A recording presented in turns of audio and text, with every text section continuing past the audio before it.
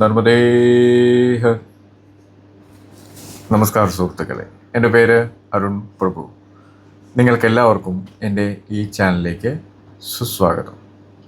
ഇന്ന് ഞാൻ ഈ എപ്പിസോഡിലൂടെ നിങ്ങളുമായിട്ട് ഷെയർ ചെയ്യാൻ ആഗ്രഹിക്കുന്ന വിഷയമാണ് ഒരു ചോദ്യം,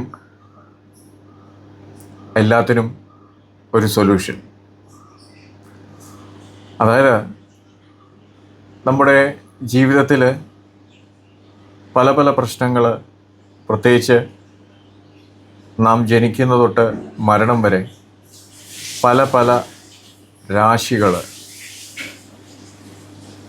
അതേപോലെ ഗ്രഹങ്ങൾ നമ്മുടെ ജീവിതത്തിൽ ഉണ്ടാക്കുന്ന വ്യതിയാനങ്ങളാണ് ദുഃഖമായിട്ടും സന്തോഷമായിട്ടും പീഡനങ്ങളായിട്ടും ഒക്കെ വരുന്നത്.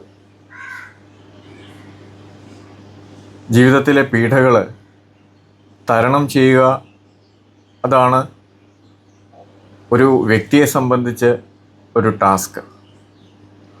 അപ്പോൾ നമ്മുടെ സിദ്ധ സമ്പ്രദായത്തിൽ വളരെ പെട്ടെന്ന് കാര്യങ്ങൾ നടക്കുവാൻ വേണ്ടിയിട്ട്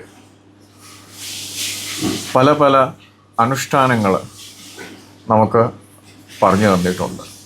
അതിലെ ഒരു അനുഷ്ഠാനമാണ് ഞാൻ നിങ്ങളുമായിട്ട് ഈ എപ്പിസോഡിൽ ഷെയർ ചെയ്യാൻ ആഗ്രഹിക്കുന്ന വിഷയം. നമ്മുടെ ക്ഷേത്രങ്ങളിൽ, അതേപോലെ പഴയ ഇല്ലങ്ങളിൽ നിങ്ങൾ ശ്രദ്ധിച്ചിട്ടുണ്ടാവും, ഒരു സ്ഥാനവൃക്ഷം എപ്പോഴും ഉണ്ടാവും. ആ സ്ഥാനവൃക്ഷത്തെ കല്ലുകൾ കൊണ്ട് ഒരു അടിത്തറ, ആൾത്തറ പോലത്തെ കോൺസെപ്റ്റിൽ വെച്ചിട്ടുണ്ടാവും. അവിടെ എല്ലാ ദിവസവും വിളക്ക് തെളിയിക്കുക, രാവിലെ വൈകിട്ടുമൊക്കെ. എന്തുകൊണ്ടാണ് അങ്ങനെ ഒരു അനുഷ്ഠാനങ്ങൾ നമ്മുടെ ഇല്ലങ്ങളിൽ, അതേപോലെ ക്ഷേത്രങ്ങളിൽ ചെയ്യുന്നത് എന്ന് കുറച്ച് പേർക്കെങ്കിലും അറിയാമായിരിക്കും. അതായത് ഈ വൃക്ഷങ്ങൾ ഒന്നെങ്കിൽ ആലായിരിക്കും, പേരാലായിരിക്കും, അല്ലെങ്കിൽ മാവായിരിക്കും, ആഞ്ഞലി ആയിരിക്കും. അപ്പോൾ ഇതാണ് പ്രധാന വൃക്ഷങ്ങൾ. അപ്പോൾ ഈ പ്രധാന വൃക്ഷങ്ങൾക്കുള്ള കഴിവെന്ന് പറഞ്ഞാൽ, ഇപ്പോൾ ചില വീടുകളിൽ ആഞ്ഞലി ഒരു സ്ഥാനമാവും. അപ്പോൾ ആഞ്ഞലി ആ സ്ഥലത്തുനിന്ന് വെട്ടിമാറ്റുകയോ ചെയ്താൽ ആ ഗൃഹം പിന്നെ ദോഷങ്ങൾ കൊണ്ട് നിറയും. പ്രത്യേകിച്ച് ഗ്രഹനാഥന് കഷ്ടപ്പാടും ദുരിതവും മരണം വരെ സംഭവിക്കാം. അതാണ് സ്ഥാനവൃക്ഷങ്ങൾ ഇത്ര കണ്ട് മഹത്വം നമ്മൾ കൽപ്പിച്ചിരിക്കുന്നത്. അപ്പോൾ ഇന്ന് ഞാൻ പറയാൻ പോകുന്നത്, നമുക്ക് ദോഷങ്ങളുണ്ടെങ്കിൽ നമുക്ക് തന്നെ നമ്മുടെ വീടുകളിൽ നിവൃത്തി ചെയ്യാവുന്നതാണ്.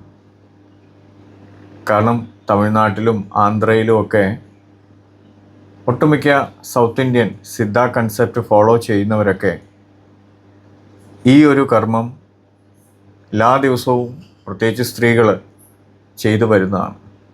അതായത് ഒരു മൊന്തയിൽ നിറച്ച് ശുദ്ധമായ ജലം എടുക്കുക, അതിൽ ജാതിക്ക, നമ്മൾ അങ്ങാടിക്കടകളിലൊക്കെ സുലഭമാണ്, ജാതിക്ക നല്ല പൊടിച്ച് ആ മൊന്തയിൽ നിറച്ച ജലത്തിൽ ആ പൊടി ഇടുക, അതിൽ കുറച്ച് പച്ചക്കർപ്പൂരം ഇടുക. അതിന് ശേഷം നമ്മൾ ഒരു 21 ചെത്തി അല്ലെങ്കിൽ 21 അരളിപ്പൂ അതിലിടുക. അതിനുശേഷം നാം ചെയ്യേണ്ടത് സ്വയം ഉഴുക, 7 പ്രാവശ്യം അടിമുടി ഉഴിയുക. മറ്റുള്ളവനെ കൊണ്ട് ചെയ്യിക്കാതിരിക്കുക. സാധാരണ ഉഴിച്ചിലെന്ന് ഉഴിയുമ്പോൾ തലമുടി അടിമുടി ഉഴിയുമ്പോൾ നമ്മൾ മറ്റുള്ളവനെ കൊണ്ട് ഉഴിയിക്കുന്നു. പക്ഷേ ഈ ഒരു കർമ്മം, ഈ അനുഷ്ഠാനങ്ങൾ നിങ്ങൾ ചെയ്യുമ്പോൾ സ്വയം തല അടിമുടി ഉഴിയുക 7 പ്രാവശ്യം. അതിനുശേഷം ചെയ്യേണ്ടത്, ഇപ്പോൾ ആലാണെങ്കിൽ ഒരു പ്രദക്ഷിണം, ഇപ്പോൾ നിങ്ങൾ പടിഞ്ഞാട്ട് നോക്കിയിട്ടാണ് നിങ്ങൾ പ്രദക്ഷിണം സ്റ്റാർട്ട് ചെയ്യുന്നതെങ്കിൽ ഒരു പ്രദക്ഷിണം കഴിഞ്ഞ് പടിഞ്ഞാട്ട് നോക്കുന്ന രീതിയിൽ വരുമ്പോൾ ഒരു പൂ ആ ആൽമരത്തിൻ്റെ താഴെ ഇടുക, കുറച്ച് വെള്ളം അവിടെ ഒഴിക്കുക, പിന്നെയും ഒരു ചുറ്റുക, തിരിച്ച് നിന്നെടുത്ത് തന്നെ വരുമ്പോൾ ഒരു അരളിപ്പൂ അല്ലെങ്കിൽ ഒരു ചെത്തിപ്പൂ ആ ആൽമരത്തിൻ്റെ താഴെ സമർപ്പിക്കുക, കുറച്ച് വെള്ളം അവിടെ ഒഴിക്കുക. അങ്ങനെ 21 പ്രാവശ്യം ചുറ്റുക. എല്ലാ ഞായറാഴ്ചയും നിങ്ങൾ ഈ ഒരു കർമ്മം ചെയ്തു കഴിഞ്ഞാൽ ചെയ്യും തോറും നിങ്ങൾക്ക് നല്ല രീതിയിൽ റിലീഫ്, നിങ്ങൾ എന്താണോ നിങ്ങൾക്ക് അലട്ടുന്നത് അതിൽ നിന്നൊക്കെ നിങ്ങൾക്ക് നല്ല രീതിയിൽ റിലീഫ് കിട്ടും. അതിന് വൃക്ഷങ്ങൾ ഞാൻ ഒന്നുകൂടി പറയാം: ആല്, പേരാല്, മാവ്, ആഞ്ഞലി, പ്ലാവ്.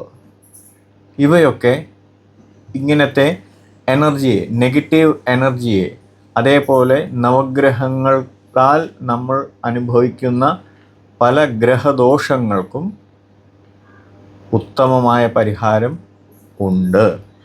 അതുകൊണ്ട് തന്നെയാണ് ഈ വൃക്ഷങ്ങളെ നമ്മൾ സ്ഥാനമാനങ്ങൾ കൊടുത്ത് നമ്മുടെ ഇല്ലങ്ങളിൽ, അതേപോലെ പഴയ ക്ഷേത്രങ്ങളിലൊക്കെ അടിത്തറ മീൻസ് ആൽത്തറ കെട്ടുന്ന പോലെ അടിത്തറ കെട്ടി സൂക്ഷിക്കുന്നത്.